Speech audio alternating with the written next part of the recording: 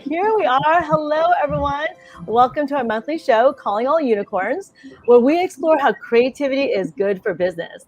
I am Van. I'm your host, along with Hailey and Genein. We're going to briefly introduce ourselves, and then I'm excited to dive right in with our very first guest. So again, my name is Van. My company is called WorkSmart. What I do is I do team and leadership development all through the lens of creative integration, which basically means I bring creativity, play, and experiential learning into all of my programs. Hailey. Awesome. Yes, I'm so excited to have our first guest. Welcome back to our show. Once again, my name is Hailey. I am the founder of Moments That Matter Consulting, and I help organizations implement high impact onboarding programs. Genein. Hi, I am Genein, your intercultural creativity specialist. I run a show called Create and Grow Rich podcast, but this is the Calling All Unicorns, and I have a company called Cafe Strategies, where we specialize in intercultural creativity, which is the intersection of inclusion training and also creative thinking training for leadership and teams. Great, thank you. I'm glad to be back here with the two of you today. And so I'm going to introduce our guest. A little background. I met a friend of Amy's when I spoke at this virtual conference several months back. And after the conference, he emailed me and said he wanted to introduce me to his good friend Amy for potential collaborations. And he just thought we would really hit it off. And I'm not ashamed to say that I LinkedIn stalked her after that. And before I even met her, I hit it off with her LinkedIn profile. And I'm going to give you a little bit of a taste of what I read and why I was like, I need to know this woman. So internationally recognized as a benevolent dictator, Amy Benoit empowers people to thrive. She has set an ambitious course to breathe life into old ways of doing, to make everyone successful, to modernize enablement, all with heart, criticality, and wit. Amy lives in San Diego, and during the quarantine, and let me say it again, during the quarantine, she began fostering puppies, completed the Fundamentals of Neuroscience Harvard University program, and launched an accredited sales enablement leadership course. I think during this pandemic and quarantine, I changed my clothes once a week. So she's also the founder of the consulting company All Propos. She's vice president of revenue enablement at Kong, president of Sales Enablement Society of San Diego chapter, the owner and operator of Grand Dogma, a stand-up paddle yoga instructor, reflexologist, and a big believer that energy begets energy. Amy, welcome to Calling All Unicorns. I'm so excited to be here. Thank you for having me. Absolutely. We're so excited to have you. And we're just going to, the way that we're doing this when we have guests on is each of us will ask you a question and then you just answer the question. It's pretty simple. So I get to, since you're my guest, I get to ask you the first question. And my question to you is, clearly we invite you here today because you are a unicorn in your field of sales enablement. So I'd like you to tell us how creativity shows up in the work you do with your team. Okay, that's a full question. That could take the whole half an hour, right?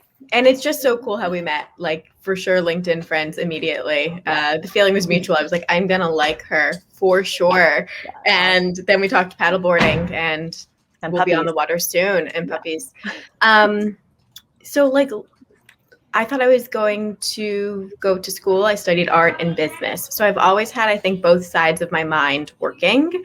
And I believed I would own a boutique interior design studio inside of residentials, pretty much, maybe commercial spaces. I went to school, I got out of it, and immediately went into the corporate world. Not a boutique company for sure. And I would say it was organizational design as I think back to it, not interiors, but like the same thing happened. It's just not as pretty, as you're building programs and things like that and just different size companies. So I'll say, even though I've always thought I would be in interior design, org design is very similar.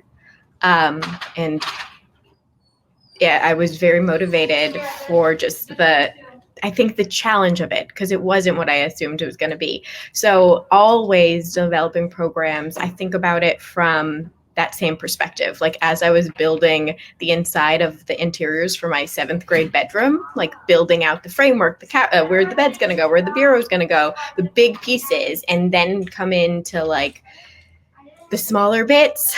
I think just program design is similar to that. And with enablement, it's all about curiosity and being able to open the mind and think differently, solve problems that you don't know how to solve because we've never done that this way. We don't know how to talk to the customer about this, but let's think about it. And it's always changing, which I like. There's never a program that just sits forever. It's like, what did we learn from that? How do we build something more? All right, how do I measure it? All right, now back to the build. And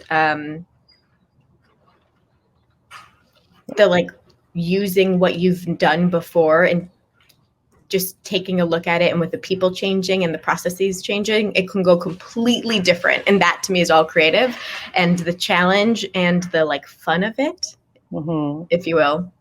Yeah, I love that the analogy between like interior design to organizational design, right? It's all this, the foundation of both of those is creativity. Yeah, I mean, a little more challenging organizational design because you're working with people and personalities, but the same concept of how do you draw things together that maybe other people don't see as matching, right? Or other people can't see bringing these things together, but you're able to do that in interior design and in design with humans. That's great. Is there anything else you want to talk about that topic, or we can move on to your next question? I think you hit on it, right? Like fundamentally, we have infinite creativity. And so using it the ways that we want to use it, or taking things that we've done or that seem out of the box, but then using them in the box, right? Like it's a lot of just being able to take that box that your kid plays with that's actually just a refrigerator box, and being able to be like, oh my gosh, this is a race car. Oh my gosh, this is my boutique interior design studio. Right. So sometimes we just have to go back in and be like, I have it. I just have to think about this differently. And that's like the connection. Oh, you'll love my icon that I had to build for you. But it's all about interconnection. Like, how do these pieces come together? Absolutely. So I guess I have just one short follow-up question is, so that's something that you're able to bring and show your team. Do you find just by showing them and sort of living that way and acting that way and demonstrating to them helps them do the same thing? Or is it more of a direct, you have to share that skill and teach them how? Yes. And I think it's a bit of both. Yeah. From like adult learning and just how the brain works scientifically, you can definitely enable creativity. And that's what I like to do, right? Like think about this through like selling through more of an intellectual curiosity versus just do this exactly the way that I think about it. And that's almost why when I have, new teammates that I'm working with, I try to hold the things that I've done back. Not that I don't want you to do it, but I know how it's done my way. Sometimes I need to get out of my way and I need to collaborate with other people and be like, this made you think about this. Like, I'm building a program right now on my team and 3 of us are working on it. We have 3 different visuals, but it's all the same fundamentals, right? It's all the same, but it's like, we just see things differently. So I think with the teams, you can impact curiosity and creativity, and you can show them like the more you use, or in ways that you don't know that you're trying to do it, that makes you do it more and not be as like, I can't do it differently, or I know this way works and this is great, but we have to iterate. There's a software development called Agile, and you develop through like agility, flexibility versus the standard way that was just big and clunky. And that's what I think all programs have to be, like you do a little bit, the thing that needs to happen right now, you see how it's working, you collect feedback, you build again. And like all that to me is challenging your muscles of creativity. Like do it different always, It's not going to be a one-stop shop. Yes. And what I love is the fact that as a leader, you're like, I'm not just going to tell you how it's been done, but I'm going to let you come to it for yourself. And what I love about that is it leads right into Janine's question, this whole idea of good ideas can come from any level of your organization, right? We're all creative. Good ideas can come from anyone. And it takes a really confident leader to say, I'm going to let you explore it for yourself, because we bring different perspectives into everything we do. So with that, I'm going to let Genein ask her question. Oh, there's so much there. You're hitting on so many points that we have done a lot of research on. First of all, I too am a brain nerd. I even have a brain with me and I carry it around.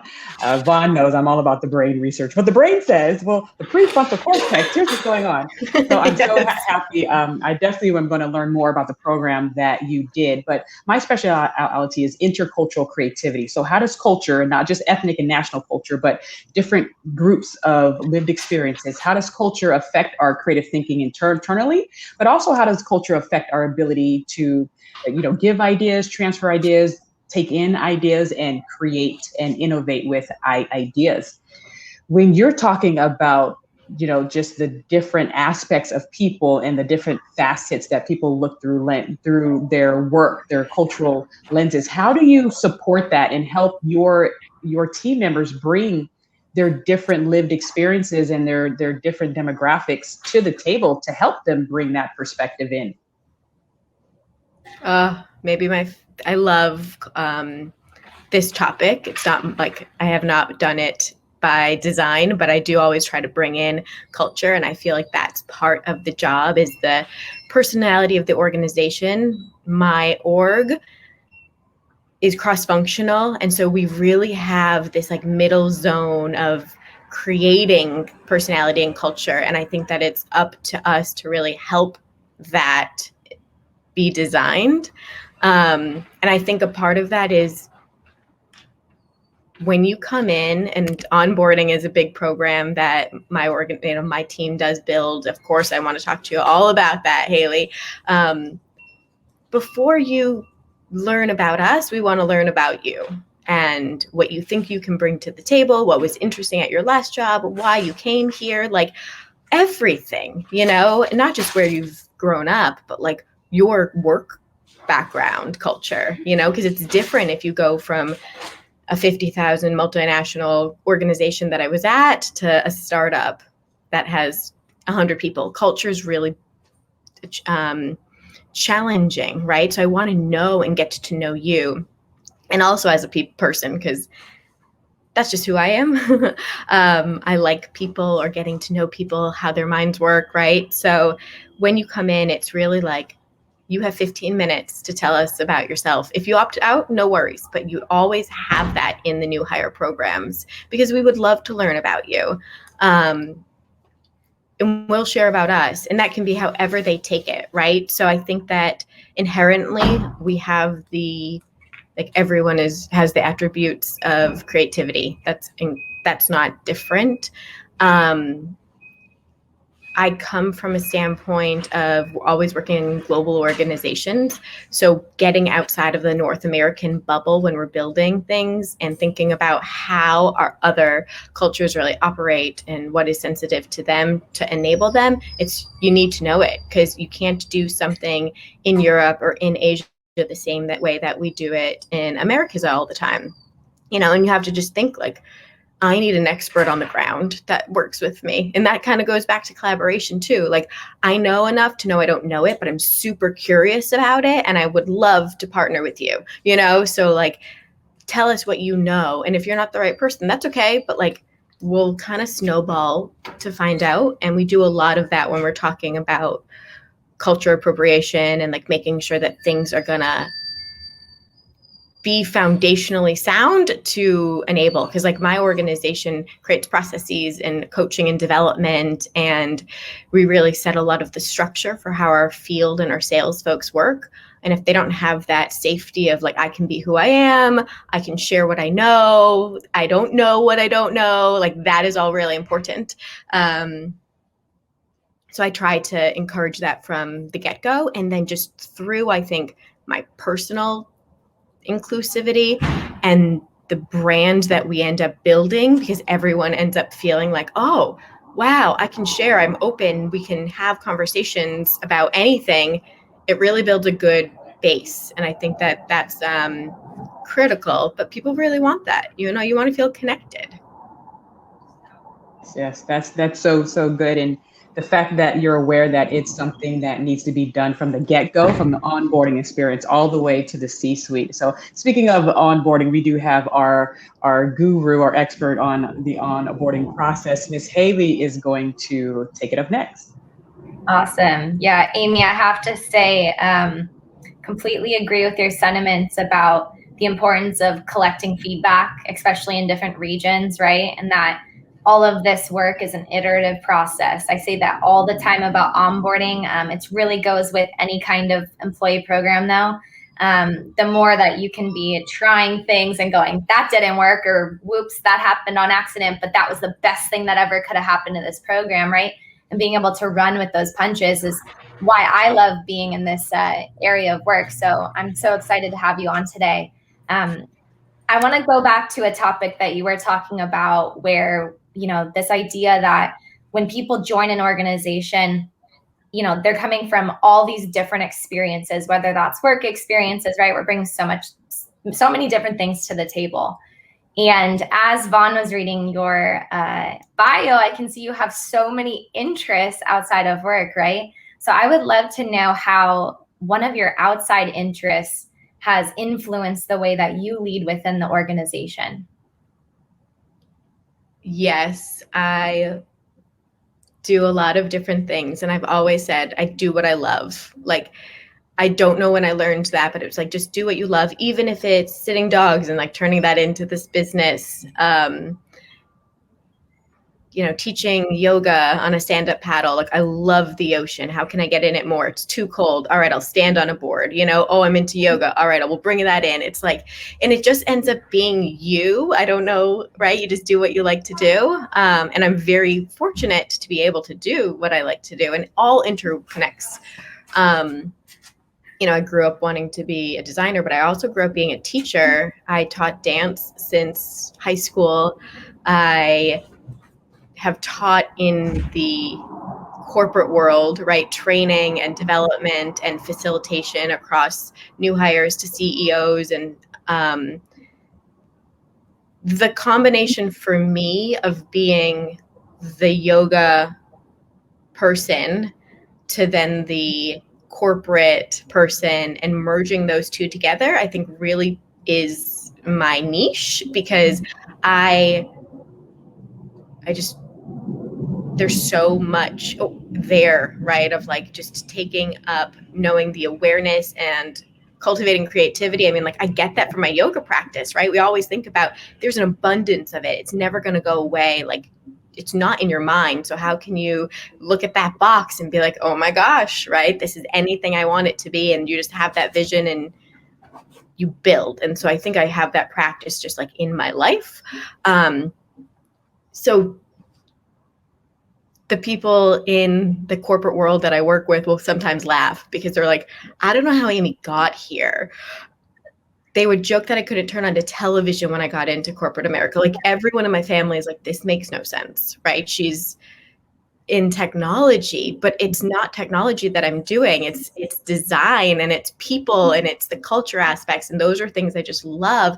And it fits in to this, refrigerator box. It's just something completely different. You'll laugh too, because when Vaughn, you were talking about how I brought interior design analogy into the org design. I don't know how many times I talk about taking all of our clothes out of the closet, putting them back on our bed, and using like the Marie Kondo, is that right? Maria Kondo's and like the minimalist aspect of life and design, and like, where if it doesn't fit and people are like, we're talking about content, right? I'm like, yep, if it doesn't fit, we don't put it back in, and we're just like getting everything off. And then I love that. If it's old, right, if there's a spot on it, like out the door, I just want to put stuff in the closet that is where we are today. And like, people are just like, I guess so. It makes sense though, but like, I don't even care, right? It's like, this makes sense. This is how I visualize it. These are just fundamental things. And I don't know. It is who it is. I am who I am, right?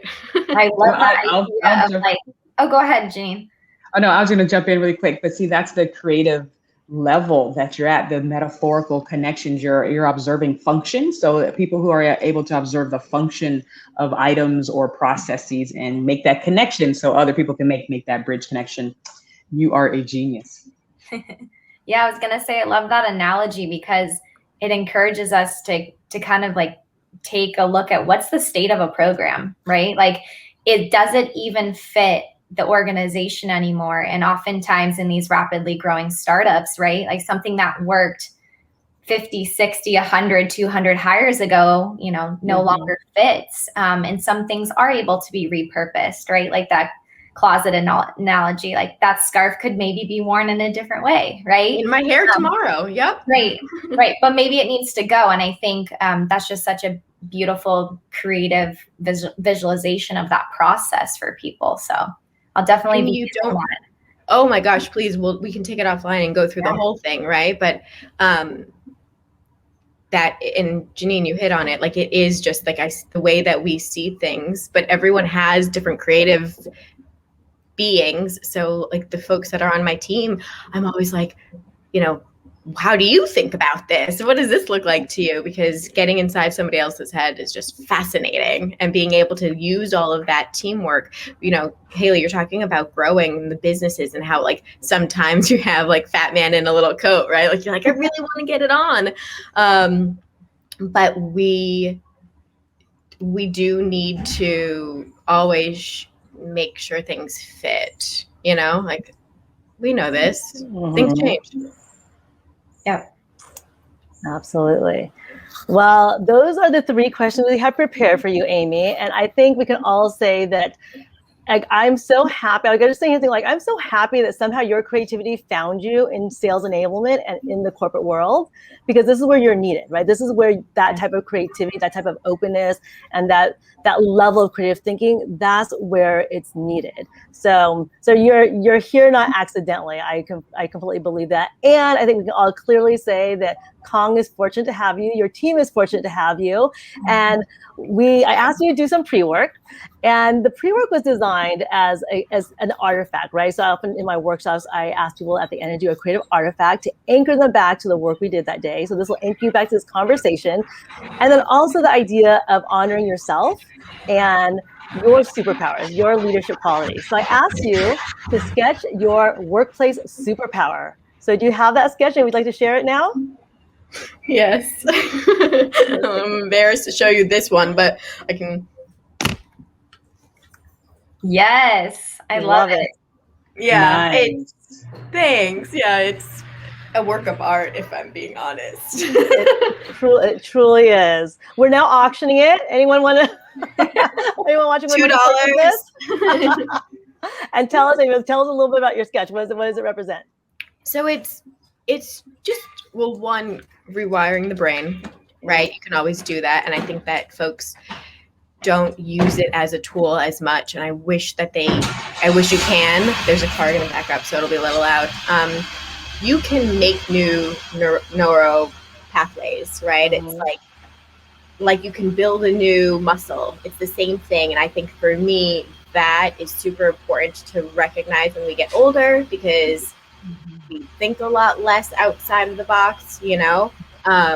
So always you can rewire your brain, huge. And then just the connections, right? Like there's so many things that we think about. How I took March Madness, which is like a basketball tournament, and used it in some of my learning programs, or took car karaoke with James Gordon, I think it is. Yeah, James Gordon. Yeah. Like, and take that for like pitch competitions, right? Like it's just like seeing things and trying to piece them into spaces that might not normally look like they fit, but Vaughn knows this, like Legos can be anything you want. So rewiring and just like connection.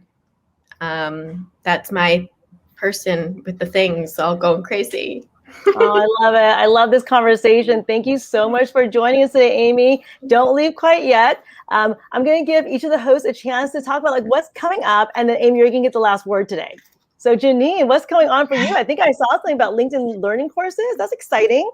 Yes, I have my course on creative thinking for business leaders. It's on LinkedIn. I'll be sharing that and emailing that out. And I loved what Amy talked about, because creativity is all about making unobvious connections, right? Mhm. And that's where you see it. And I also have a new quote of, don't just think outside the box, turn the box into an airplane, a car, a hat, functional agility, right? So thank you so much for sharing these great examples, and I'll be sharing about my class on my LinkedIn page. Great, thank you. Hailey. Awesome. Yeah, I'm continuing to work with organizations on their onboarding programs. As we touched, on today, things change so quickly in the business world, and I think one of the best ways to empower creativity within your teams is to make sure that they, like Amy mentioned, feel comfortable sharing, feel comfortable being themselves. And one of the best ways to do that is set the tone with your onboarding program and, have that safe space for them to step into their new role and really thrive. So that's what's on the horizon for me, is just continuing to, work with as many organizations as I can. I like to say I'm on a mission to rid the world of bad first days. And so, if I can make that happen, if I can, make 1 to 100, 300 people's first day experience better, that's what I'm going to do. Yeah, that first day, that first moment, right? That like you said, moments matter, and people remember that first day. So I think what you're doing is so important. I love the way you do it. So for me, I have a vacation coming up. I'll be leaving for 2 weeks, road tripping to Utah and Wyoming with my family and my dogs. That should be fun. Work-wise, when I come back, I recently launched a workshop called How to Say What You Really Mean, the Art of Conflict Management, specifically for women in the workplace. And it's interesting because what it does, it's an important topic, but if you attend the workshop, you can see how you can still bring creativity and play into a topic like that. So you can find out more by going to my website and just join my mailing list. I have that scheduled for the end of July, after clearly I get back from my vacation. And like I said, Amy, last word goes to you. And I just like to see if you have any final piece of advice to other leaders on how to bring creativity into their work, into their teams. Start. You can't use it up. And there's no wrong way to do it. Leverage it as a hypothesis, try it out, see if it works, try again. The more you use it, the more you'll have, I promise. And I also think just accountability, have somebody that you can just chat through things with.